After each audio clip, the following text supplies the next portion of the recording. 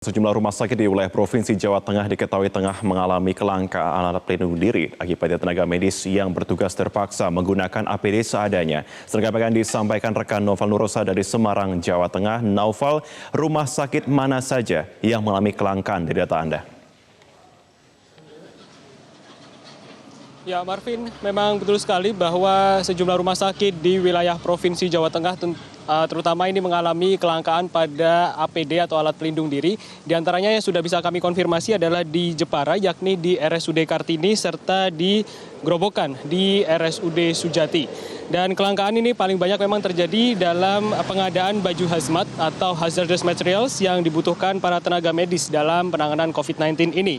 Bahkan di RSUD Sujati Grobogan, kelangkaan ini membawa dampak bagi tenaga medis yang bertugas. Di antaranya adalah dengan kelangkaan di APD baju hazmat ini, maka petugas atau tim medis ini hanya menggunakan APD seadanya yang berasal dari jas hujan yang digunakan saat menjemput warga yang suhu tubuhnya berada di atas 38 derajat Celcius untuk diperiksa di rumah sakit. Dan ini juga APD dari jas hujan ini memang belum bisa diketahui seberapa aman dibandingkan dengan APD-APD yang lainnya atau APD-APD standar pada umumnya. Marvin. Melihat situasi ini, Noval, apakah sudah ada langkah antisipasi yang dilakukan oleh pihak rumah sakit atau pemerintah daerah untuk mengatasi kelangkaan ini? Ya, memang sudah ada sejumlah langkah yang dilakukan oleh pihak pemerintah ataupun pihak rumah sakit di Jawa Tengah. Di antaranya adalah di lingkup pemerintah Kota Surakarta, maksud kami pemerintah Kota Semarang, yang terus melakukan langkah koordinasi dengan rumah sakit untuk mengetahui ketersediaan APD. Salah satunya dilakukan melalui tim gugus tugas corona yang berada di bawah Pemkot Semarang yang mengundang seluruh rumah sakit di Kota Semarang untuk melakukan koordinasi pencegahan dan penanganan corona.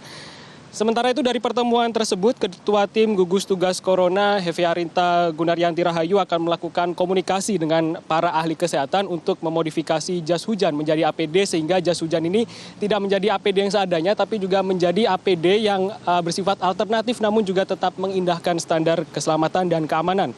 Sementara itu langkah berbeda diambil oleh pihak Rumah Sakit Umum Daerah atau RSUD Dr. Muwardi Surakarta yang membuat sendiri baju hazmat dengan menggandeng UMKM penjahit di sekitar rumah sakit. Dan produksi ini memang memakan biaya yang cukup murah, yakni berkisar di antara Rp35 hingga Rp40.000. Dan nantinya pihak rumah sakit akan menyerahkan kepada pihak pemerintah daerah apabila nantinya baju hazmat ini akan diproduksi dalam jumlah yang banyak untuk penanganan COVID-19.